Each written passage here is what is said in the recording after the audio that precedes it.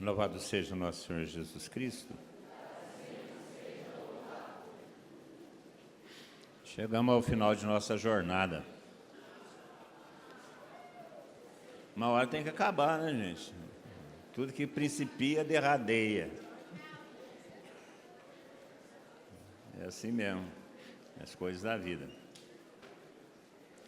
Papa Paulo VI, São Paulo VI, ele tinha duas expressões muito interessantes no seu pontificado. Ele falava sobre civilização da morte e civilização do amor. São duas expressões que foram cunhadas no governo, no pontificado de Paulo VI. Mais tarde, João Paulo II vai desenvolver ou vai falar mais vezes sobre a civilização do amor. Mas essa expressão, civilização do amor, é uma expressão de Papa Paulo VI, São Papa Paulo VI, que também tinha a expressão de civilização de morte. Agora mesmo nós estávamos falando alguma coisa sobre cultura, sobre mentalidade. E falava com vocês que essa mentalidade, essa cultura, quando organizada de forma social, política, econômica, se transforma numa civilização. Por isso, por definição sociológica, civilização é a cultura social.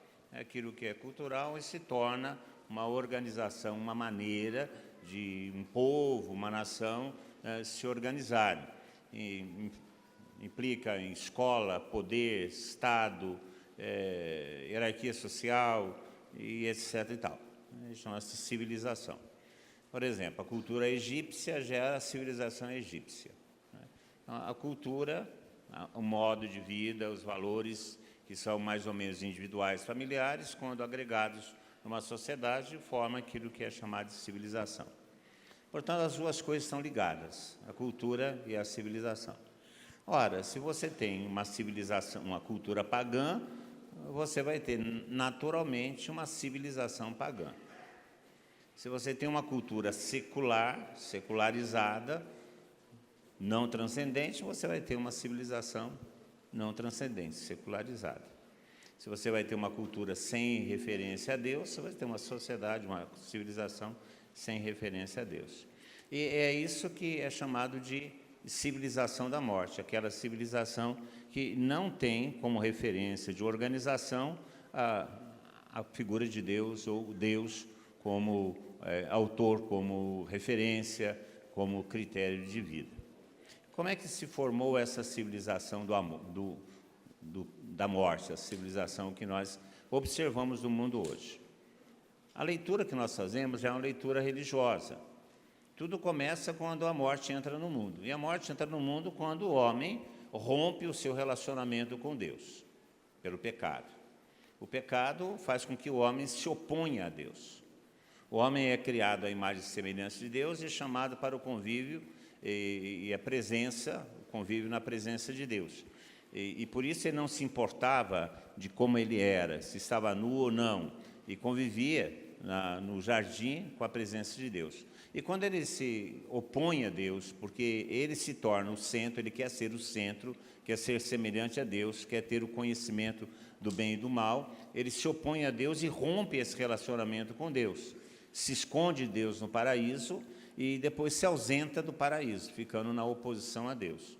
Quando ele rompe esse relacionamento com Deus, ele rompe também os outros relacionamentos que advêm do relacionamento com Deus, introduzindo o caos no mundo. Ele rompe o relacionamento com seu semelhante, com Eva, porque passa a acusá-la de ser responsável pelo seu erro, e rompe o relacionamento com toda a criação, passa a ser um explorador das coisas, um explorador da natureza. Ou seja, introduz no mundo um outro princípio de organização, outros valores que não são os valores de Deus. Então, a partir daí, desse rompimento, ao abolir Deus de sua vida, ou ao romper com Deus, o relacionamento com Deus, o homem introduz no mundo os princípios de morte, e a partir desses princípios de morte se organiza uma civilização. A figura disso é a figura de Babel, quando o homem resolve criar para si um nome, e resolve construir algo, construir uma torre, construir alguma coisa, e só que ele constrói isso a partir do seu próprio nome, e não tendo Deus como fundamento, aquilo acabou em confusão. É o que nós estamos vendo. O que nós vemos hoje é essa confusão que está o mundo todo. Nós temos lutas, guerras, fome, exploração, violência no mundo todo. Porque através do pecado entrou a morte no mundo. E aí a morte passou a ser o princípio de uma civilização. A morte, ou seja, a busca dos bens materiais, as coisas que são passageiras, aquilo que não tem essência de eternidade, passa a ser o fundamento da organização humana, da civilização. Nós vemos hoje uma sociedade organizada a partir de valores que não são de Deus, nem são valores de divindade, não são valores de eternidade. Aborto, homossexualidade, eutanásia, ideologia de gênero, violência, guerras, prostituição, drogas, e muitas vezes essas coisas todas que nós estamos vendo, a exploração do homem pelo homem, muita disputa de poder com violência, mentira, essas coisas todas são patrocinadas por ONGs, patrocinadas por governo, patrocinadas por partidos políticos, que têm projetos de criar sociedade a partir desses valores. E isso que nós estamos observando. Essa é uma história, a história humana lida a partir da história da salvação. O Evangelho de João fala uma coisa muito interessante logo no seu começo, capítulo 1. Ele fala, ele veio para os seus, mas os seus não o receberam. Há uma indisposição do homem em relação a Deus. O homem se colocou indisposto em relação a Deus, e por isso se estabelece o que nós estamos vivendo aí. E nós estamos no meio disso. Nós estamos no meio disso. Nós não conseguimos fugir dessa realidade que nos cerca. Está na nossa frente todos os dias, nas esquinas, nos meios de comunicação, nas redes sociais. Isso aí está aí. Nós confrontamos com isso todos os dias, com essa civilização de morte. E qual que é o projeto de Deus? Vamos tomar a carta de São Paulo aos Efésios, já que nós tomamos São Paulo como referência hoje. A carta de São Paulo aos Efésios, no capítulo 1, que aqui apresenta o projeto de Deus que eu quero conversar com vocês. Lá no versículo 9, 1:9.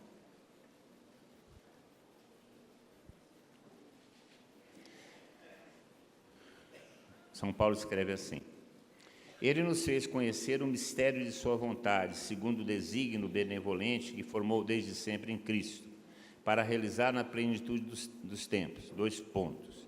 Então, qual que é o mistério de sua vontade? Qual é o desígnio de Deus para a criação? O desígnio que Ele formou desde sempre em Cristo e vai realizar na plenitude dos tempos, ou seja, quando Cristo vem à Terra, quando o Verbo se encarna e assume a natureza humana. E qual que é o projeto de Deus? O projeto de Deus é reencabeçar tudo em Cristo, tudo que existe no céu e na terra. O que isso quer dizer? Deus tem como projeto reorganizar, submeter, estabelecer Cristo como princípio de todas as coisas. Ele fala aqui, reencabeçar tudo em Cristo. Tudo, e aí São Paulo não fica satisfeito de falar tudo.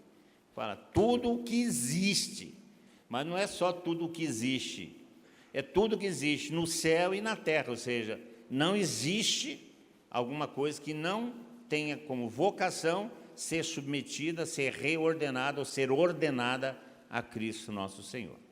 Portanto, todas as coisas, para se restabelecer o princípio de Deus, aquilo que é chamado reino de Deus, que o Papa Paulo VI vai chamar de civilização do amor, que nada mais é do que o reino de Deus. Esse reino de Deus é a submissão de todas as coisas a Cristo, o Senhor. Estabelecer Jesus Cristo de novo como cabeça, como referência de todas as coisas criadas, de toda a organização humana. E isso implica sociedade, cultura, civilização, isso implica economia, Estado, educação, implica família, implica amizades, implica em entretenimento, implica em moda, implica tudo. tudo deve ser reencabeçado, ou seja, deve ser novamente ordenado a Jesus Cristo. Esse é o projeto de Deus. E como é que isso vai acontecer?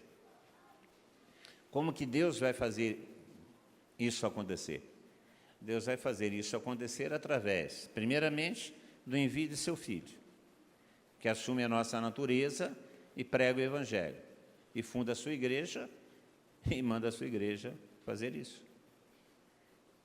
Então, quem que vai restabelecer, ou quem vai estabelecer o senhorio de Jesus, ou quem vai reencabeçar todas as coisas em Cristo, conforme o projeto de Deus, somos nós os cristãos. E isso passa por nossa vida. Primeiro, nossa vida tem que estar voltada para Cristo. E depois nós temos que fazer as coisas todas que nos cabem voltarem para Cristo. E, consequentemente, todas as coisas que nos rodeiam e na qual nós temos influência, ação e responsabilidade, voltar-se para Cristo. É assim que as coisas vão acontecer. Eu tenho vocação para casar. Ótimo. Casar com uma mulher, né? Se é homem, um homem casar com uma mulher, casar com um homem, né? É importante que se diga isso hoje, né? Estava falando com o pessoal da Ágape, é importante que se diga. Encontro de casais, né? Bom, ótimo, essa é a vocação. Mas o casamento tem que ser para Cristo, para que as coisas sejam reencabeçadas por Cristo. Não é um casamento, é um casamento em Cristo. Portanto, se o casamento é fruto de um namoro, o namoro tem que ser para Cristo. E aí, eu quero me casar, constituir uma família e ter filhos. Os filhos são para Cristo. Não são para o mundo. Porque, infelizmente, as famílias cristãs educam os filhos para o mundo. Ficam muito mais preocupadas em dar condições para eles sobreviver no mundo, naquele mundo pagão, do que realmente para Cristo. Então, os filhos têm que ser para Cristo. Eu vou ser empresário. Ótimo, a sua empresa tem que ser para Cristo. Ou seja, as condições de trabalho dos seus trabalhadores têm que ser para Cristo. O salário que você tem que pagar como empresário tem que ser para Cristo. As relações trabalhistas não são determinadas pela CLT, são determinadas pela lei de Deus. É porque é para Cristo. Eu vou fazer arte, ótimo. Eu vi aí o teatro, é para Cristo. O entretenimento é para Cristo. Porque Cristo tem que ser a razão de tudo. Você pode falar assim, mas isso aí é fundamentalismo, fanatismo, radicalismo. Eu vou falar, o nome que você queira dar é para Cristo. Senão não tem sentido. Senão não tem sentido. A sua profissão, você vai escolher a sua profissão com qual finalidade? Para a sua satisfação, para o seu enriquecimento, para o seu bem-estar ou para Cristo?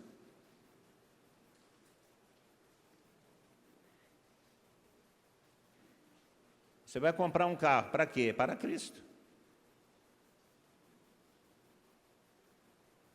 Não é para ir para Gandaia, é para Cristo. Se é para Cristo, ele não pode estar parado na porta da zona.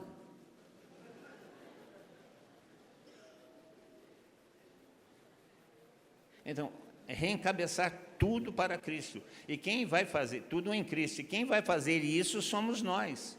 Porque a expressão tudo significa tudo. Tudo. No céu e na terra. E esse reencabeçar as coisas em Cristo significa a civilização do amor. Porque quando nós colocamos Cristo como o fundamento, como a cabeça de toda a criação, as relações começam a se estabelecer a partir desse critério. A partir do critério do amor, doação, oblação, e a partir do critério da renúncia de si mesmo, ou seja, a partir dos critérios de santidade. Aí a santidade se torna o comportamento comum. E se tornando o comportamento comum, nós temos estabelecido entre nós a civilização do amor, que é o reino de Deus. Aí você pode falar para mim, mas isso é uma utopia. Bom, se isso é algo, um sonho impossível de ser realizado, Cristo morreu à toa. Nós podemos dizer que isso é muito difícil, porque existe a liberdade humana e o pecado que ainda existe entre nós. E isso é muito difícil, concordo. Mas isso não pode ser impossível e não pode estar fora do horizonte de nossos ideais. Porque senão tudo isso passa a ser um divertimento, um momento da vida. Eu já tenho idade suficiente para ter escutado isso mais vezes que eu gostaria, né? De muitas pessoas que passaram pela gente, foram jovens como vocês, entusiasmados como vocês, e hoje eu encontro com eles e eles falam assim, Tatá, aquele tempo era bom, foi uma fase na minha vida. Nós corremos esse risco, se nós não fundamentarmos a nossa vida. Porque eu quero falar uma coisa para vocês, não muito agradável. A juventude passa. Sabiam disso? Vocês podem até duvidar, eu já tive a idade de vocês. Mas as convicções não. Muito pelo contrário, as convicções se radicalizam. E cada vez mais.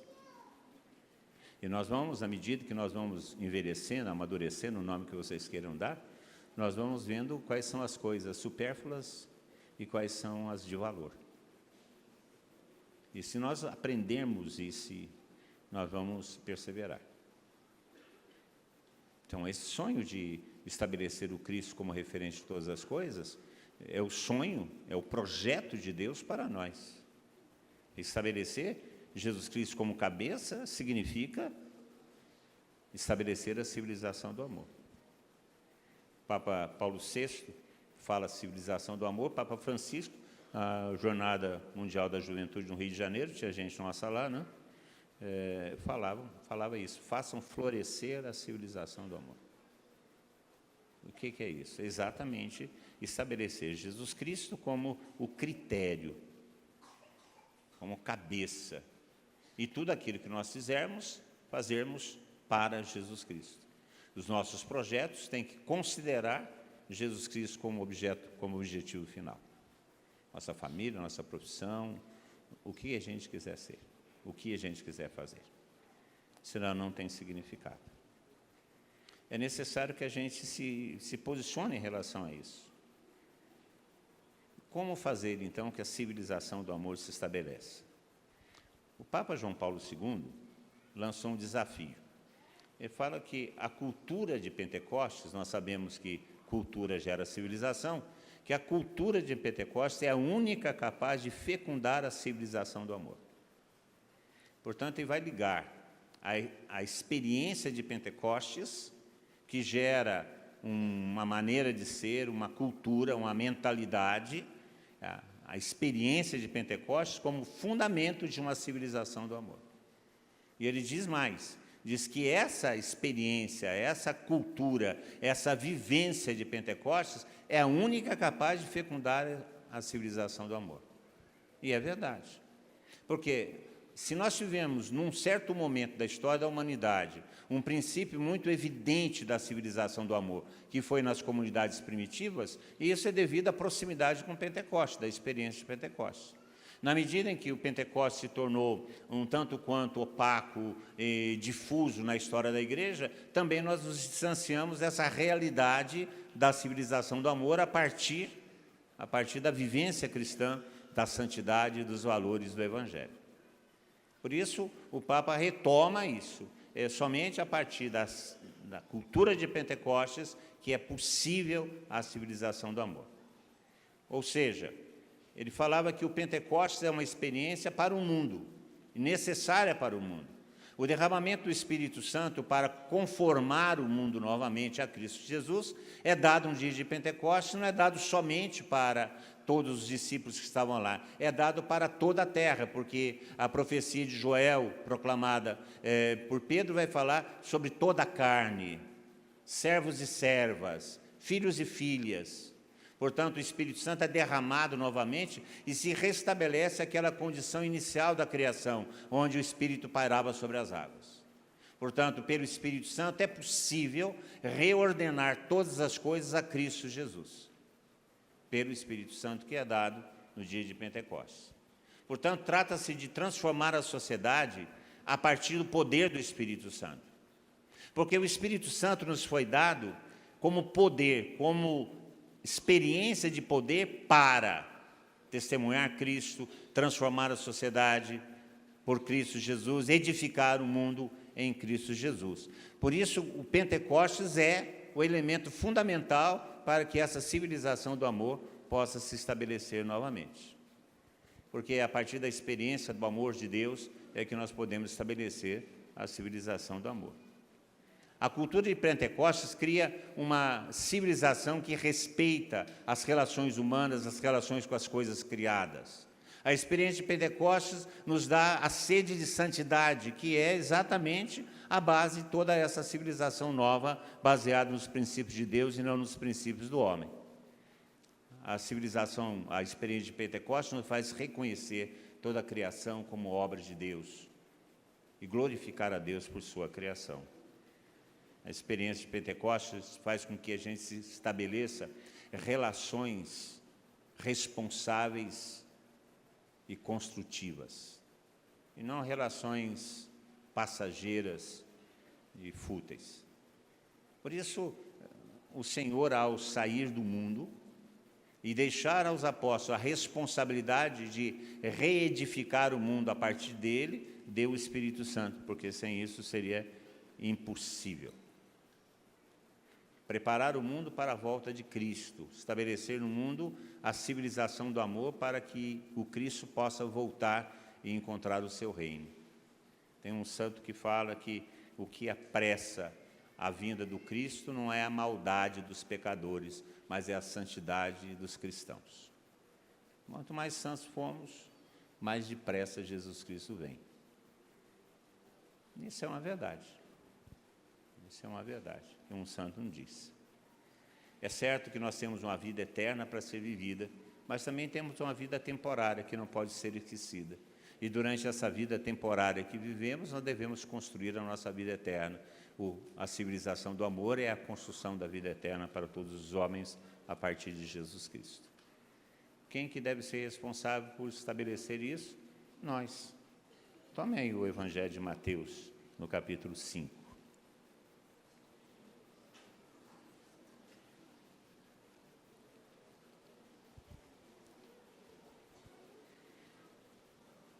É um texto muito conhecido.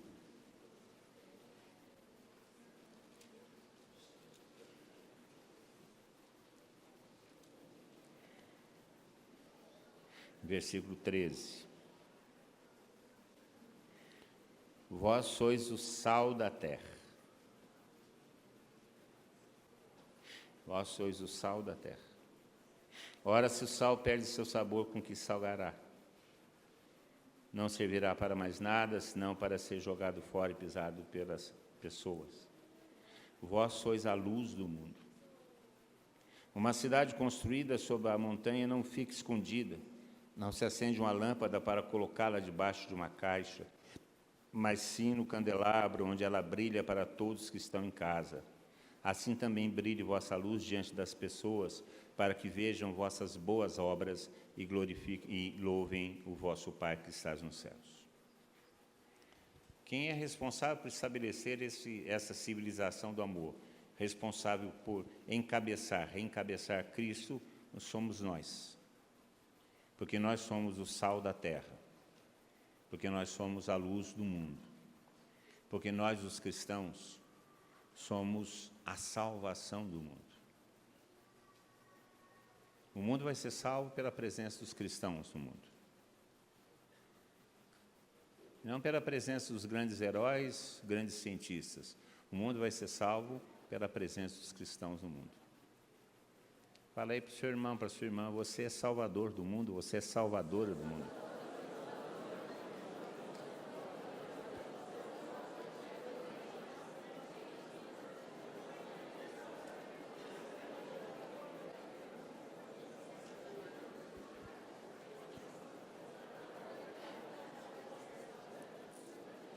A gente acha isso estranho, mas o nome cristão é isso. Ser cristão é ser outro Cristo. Ser cristão é ser outro Cristo. Portanto, a presença do cristão no mundo atualiza a presença de Cristo. E Cristo é o nosso Salvador. Portanto, o cristão presente no mundo, consciente de seu papel, vivendo a partir dos critérios do Evangelho, atualiza a salvação no mundo e se torna Salvador do mundo. E a salvação do mundo está exatamente nisso que o Papa chama de civilização do amor, um modo de viver conforme a vontade de Deus. O Espírito Santo, que é derramado no dia de Pentecostes, nos é dado com uma dupla finalidade. Ele é dado para a nossa santificação, porque a nossa santificação é obra do Espírito Santo em nós. O Espírito Santo nos é dado para que a gente se torne santos. Ele trabalha em nós a santidade. Cabe a nós cooperarmos com Ele nessa santidade, nessa santificação. A santidade, a santificação não é obra nossa. Nós simplesmente cooperamos. Então, o Espírito Santo é dado para a nossa santificação. Mas o Espírito Santo também é dado para a missão. E qual que é a missão? É atualizar Cristo no mundo. E se atualiza Cristo no mundo pela presença do cristão e pela pregação do Evangelho, ou seja, pela evangelização. Assim que se atualiza a presença de Cristo no mundo. Por isso o Espírito Santo nos é dado para essas duas coisas, para que a gente seja santo e para que a gente evangelize o mundo. Uma coisa só sem a outra não funciona. O santo é um evangelizador, e o evangelizador é o que busca a santidade. Porque a santificação, a santidade, não é algo estático, fechado em si mesmo. A santidade nos obriga a ir em direção ao outro, nos obriga a ir anunciar o Cristo ao outro, pela evangelização. O Espírito Santo é dado para isso. É dado para que nós saiamos do cenáculo e estejamos presentes no mundo para santificar o mundo pela palavra, para salvar o mundo pela palavra que nós pregamos. O Salvatore Martinez, ele fala uma coisa muito interessante. Ele fala que dois dons se destacam no fato de Pentecostes. Os apóstolos, quando receberam o Espírito Santo, está em Atos 2, eles louvavam a Deus em línguas, e o povo também escutava as maravilhas de Deus em sua própria língua. Então, se manifestaram em Pentecostes o fenômeno das línguas. Santo Agostinho vai falar que Pentecostes é o inverso de Babel. Enquanto Babel houve a dispersão das línguas, em Pentecostes houve a unidade das línguas. Mas aqui apresentam-se dois dons, aquilo que é chamado de glossolalia, que é a oração em línguas, e a xenoglossia, que é falar outras línguas. E as duas coisas apareceram ali. E o Salvatore Martinez lembra, por causa do quê esses dons apareceram? Um para louvar a Deus, a vida de oração, a vida de santidade.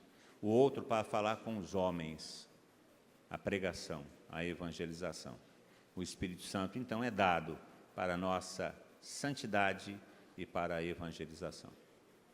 Não é só para os louvores, não é só para a oração em línguas, é também para a pregação do Evangelho.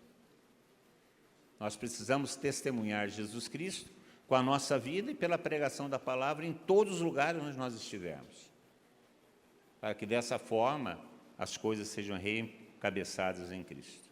Isso é evangelizar. E o que é evangelizar efetivamente? Evangelizar é fazer com que o Evangelho seja o fundamento da vida humana, ou seja, que o Evangelho seja o fundamento da civilização, que o Evangelho seja a cultura a fundar a civilização humana. Isso que é evangelizar. Não é simplesmente anunciar Jesus Cristo ou um vernizinho religioso. Não, nós devemos ir de porta em porta, sim, devemos fazer Jesus nas escolas, sim, devemos fazer retiros, devemos fazer encontros cristificar, devemos sair nas ruas, devemos fazer... Tudo isso é verdade. E é por aí que a gente faz. Mas é mais do que isso. É estabelecer o Evangelho como critério da edificação humana. E isso implica, nós, os cristãos, assumirmos os papéis de protagonismo dentro da sociedade. Uma vez que nós formos empresários, que a nossa empresa seja dirigida pelo Evangelho. Se nós formos políticos, que a nossa atuação política seja dirigida pelo Evangelho. Se nós formos pais e mães, que nossa paternidade e maternidade seja dirigida pelo Evangelho. Se formos professores, sejamos dirigidos pelo Evangelho. Se formos operários, sejamos dirigidos pelo Evangelho. Que as nossas relações humanas sejam dirigidas pelo Evangelho. Isso é estabelecer o reino de Deus, isso é a evangelização. Evangelho não pode ser simplesmente uma coisa que nós consultamos oportunamente. Não, deve ser o critério, o valor do proceder humano. E isso se dá pela pregação do próprio Evangelho e pelo testemunho cristão e, se necessário, com o martírio, para que a palavra seja justificada. Portanto, nós somos chamados a evangelizar, a estabelecer o reino de Cristo, a estabelecer o senhorio de Jesus, a recapitular todas as coisas em Jesus Cristo. São Paulo, que é a nossa referência do dia de hoje, dá uma noção disso lá na carta aos Filipenses, que nós tomamos como nossa referência principal, quando ele fala uma coisa muito interessante, voltando de novo à carta aos Filipenses. Lá no capítulo 2, no versículo 11, ele fala, no versículo 16, aliás, para que em nome de Jesus todo joelho se dobre no céu e na terra e debaixo da terra, e toda língua confesse Jesus Cristo é o Senhor, para a glória de Deus Pai. Evangelizar significa essas duas coisas, que todo joelho se dobre, toda a estrutura humana se dobre diante de Deus. Toda estrutura de poder, toda a sociedade, todos os grupos, todas as etnias, todas as culturas, todos os valores. E toda a língua, tudo que vive, tudo que se comunica, deve declarar Jesus Cristo como Senhor. E isso é uma operação de guerra. Isso é uma operação de guerra. Por isso que nós, os cristãos, estamos em conflito com o mundo. Um mundo contra cultura pagã. E o próprio Jesus Cristo disse isso. Eu não vim trazer a paz, mas vim trazer a espada. Eu vim trazer o fogo. Eu queria mais que a terra estivesse já incendiada. É isso que ele está dizendo. Nós somos enviados pelo Espírito Santo para estabelecer o reino de Cristo, o reino do amor, o Evangelho como critério fundamental. E isso implica no empenho de todos nós. Ninguém está dispensado disso. Ninguém. Porque evangelizar, proclamar o Evangelho, o senhorio de Jesus Cristo, é a tarefa principal, primordial de todo cristão, de toda a igreja. Nós vivemos para isso. Nós estamos aqui para isso. Isso porque quem experimenta o amor de Deus não pode se acomodar. Quem observou, experimentou as maravilhas de Deus, não podem se acomodar. Não podem.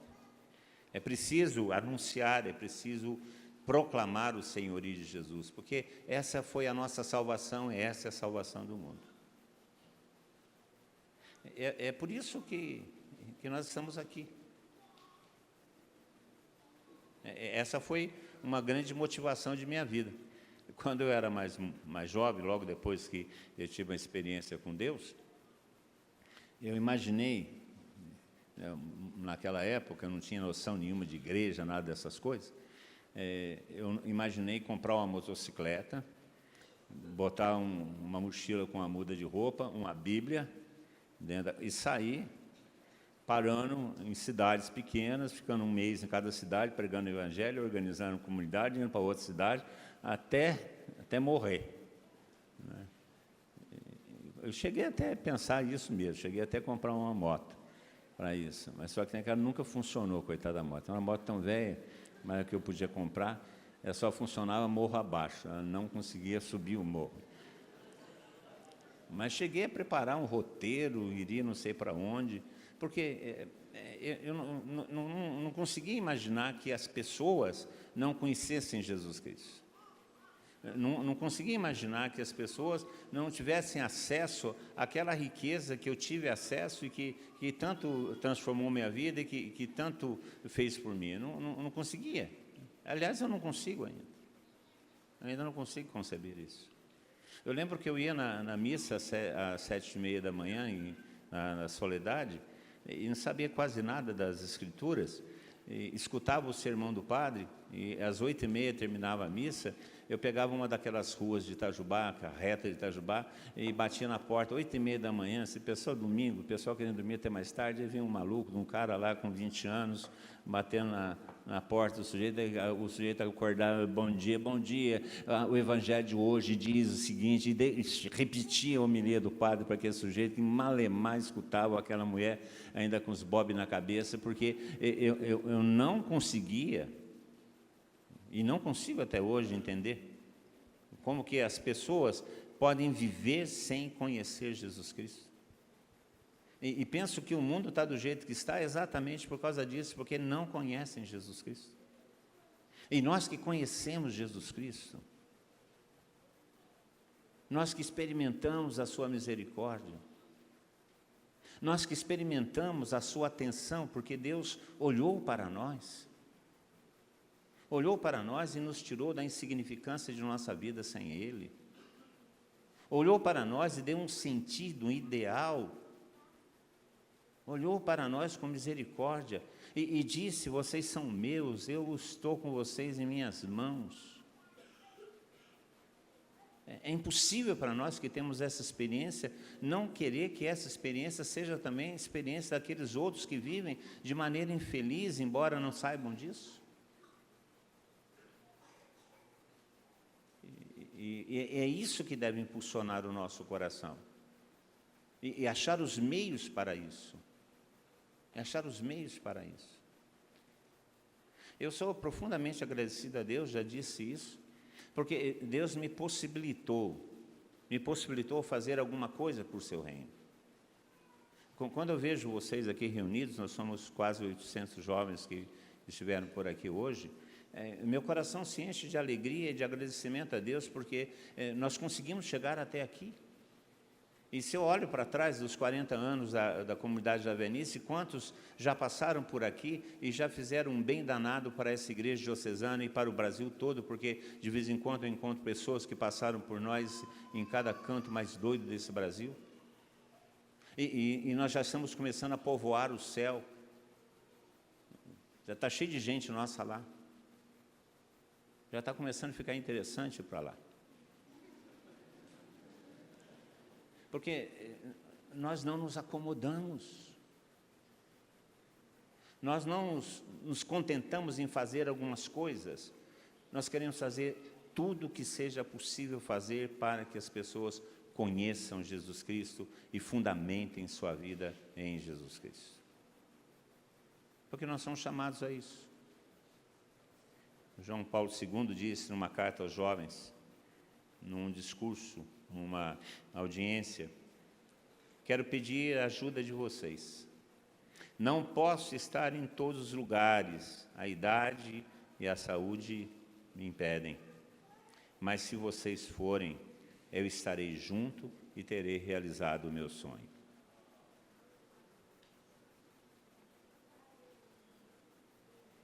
Quero pedir a ajuda de vocês. Ele já está no final da vida. Não posso estar em todos os lugares e a idade e a saúde me impedem. Mas se vocês forem, eu estarei junto e terei realizado o meu sonho. Um homem que deu a sua vida, né?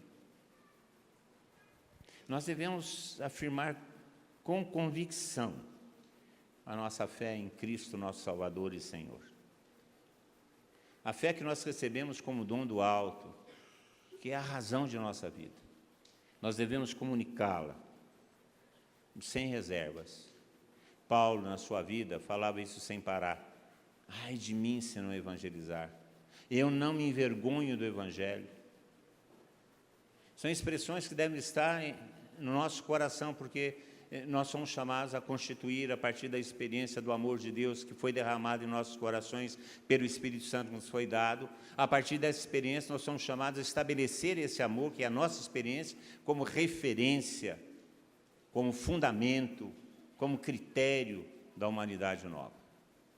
É a tarefa de evangelizar.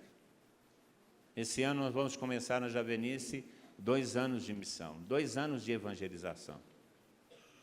Nós queremos que em todos os lugares dessa diocese, essa mensagem possa chegar, esse evangelho possa chegar, em todos os lugares, para todas as pessoas, o maior número possível de pessoas devem conhecer essa alegria, devem experimentar essa felicidade que nós já experimentamos, porque nós conhecemos a Jesus Cristo. O Espírito Santo nos deu esse conhecimento, nós experimentamos essa reconciliação, essa alegria que os mártires sentiram quando derramaram seu sangue pelo amor ao Evangelho. Esse fervor e essa dor que a gente observa na vida dos santos, que dedicaram toda a sua vida a fazer com que o Evangelho chegasse em todos os lugares. Porque nós não podemos nos acomodar diante dessa civilização do amor, da morte que está aí.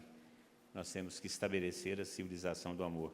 E para isso nós fomos batizados no Espírito Santo.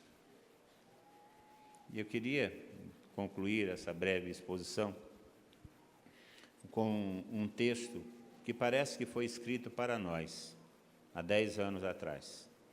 O texto do documento de Aparecida. E parece que foi escrito, eu de vez em quando falo que os bispos escrevem coisas que eles não sabem escrever. Que foi escrito para nós.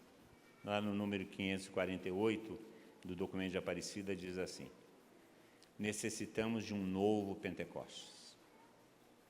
Necessitamos sair ao encontro das pessoas, das famílias, das comunidades e dos povos para lhes comunicar e compartilhar o dom do encontro com Cristo, que tem preenchido nossa vida de sentido, de verdade e de amor, de alegria e de esperança. Não podemos ficar tranquilos em espera passiva em nossos templos, mas é imperativo ir em todas as direções para proclamar que o mal e a morte não têm a última palavra, que o amor é mais forte, que fomos libertos e salvos pela vitória pascal do Senhor da história. Isso é para nós hoje. Não podemos ficar tranquilos.